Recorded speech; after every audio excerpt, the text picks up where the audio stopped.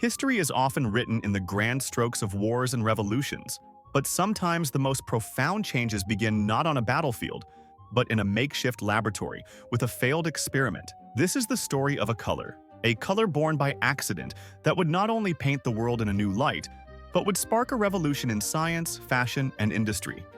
This is the story of mauve. Our story begins in London, in the heart of the Industrial Age. The year is 1856. The world was grappling with a deadly foe, malaria.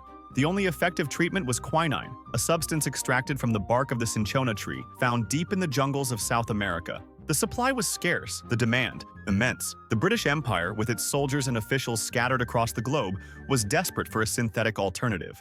Enter August Wilhelm von Hofmann, a renowned German chemist at the Royal College of Chemistry in London. He posed a challenge to his students, a holy grail of 19th century chemistry, to synthesize quinine from a cheap and abundant waste product of the gaslight industry, coal tar. Among his students was a quiet, unassuming teenager, a prodigy with a passion for chemistry. His name was William Henry Perkin. William Perkin was just 18 years old, but his ambition was boundless. While his peers were on Easter vacation, Perkin was in his crude home laboratory, a small room in his family's house. He was obsessed with Hofmann's challenge. Day and night he experimented, mixing the foul-smelling black sludge of coal tar with various chemicals, hoping to unlock the secret of synthetic quinine. One particular experiment involved oxidizing aniline, a derivative of coal tar, with potassium dichromate. The result was not the clear liquid of quinine he had hoped for. Instead, he was left with a thick black sticky mess, a failure. Disappointed, Perkin began the mundane task of cleaning his flask with alcohol. But then, something remarkable happened. As the alcohol washed over the black sludge, it began to dissolve into a brilliant, vibrant purple solution. It was a color unlike any he had ever seen. It was rich, deep, and captivating. In that moment of serendipity, William Perkin had failed to create a cure for malaria.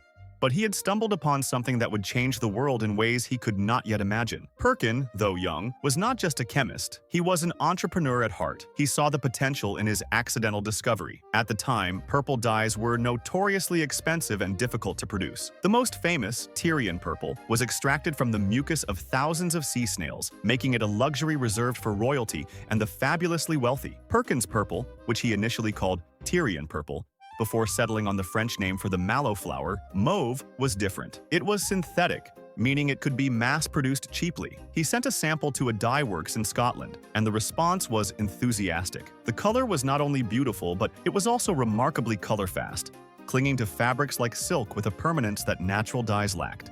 With the financial backing of his father, Perkin, at the age of just 19, did the unthinkable. He dropped out of college, patented his new dye, and built his own factory. He was no longer just a chemist, he was an industrialist.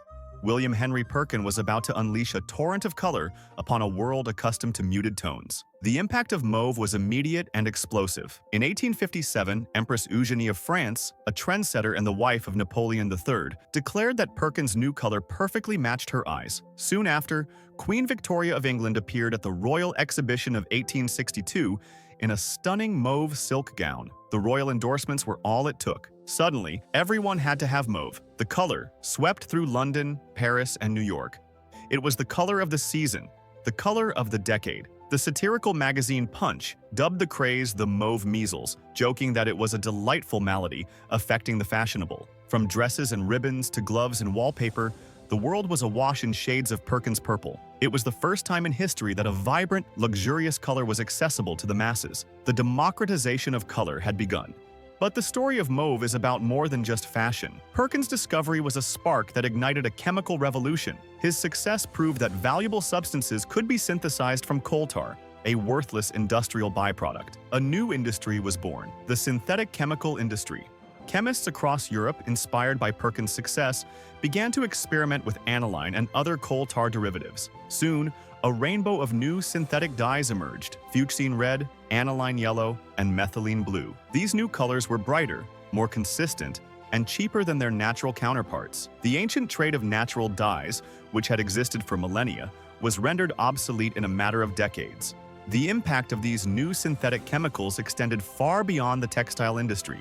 Scientists discovered that these dyes could be used to stain biological tissues, making it possible to see bacteria and cells under a microscope for the first time. This revolutionized medicine, leading to breakthroughs in understanding diseases like tuberculosis and cholera. Perkin's accidental discovery, born from the quest to cure one disease, had inadvertently provided the tools to fight countless others. The field of chemotherapy itself has its roots in the dyes that followed mauve.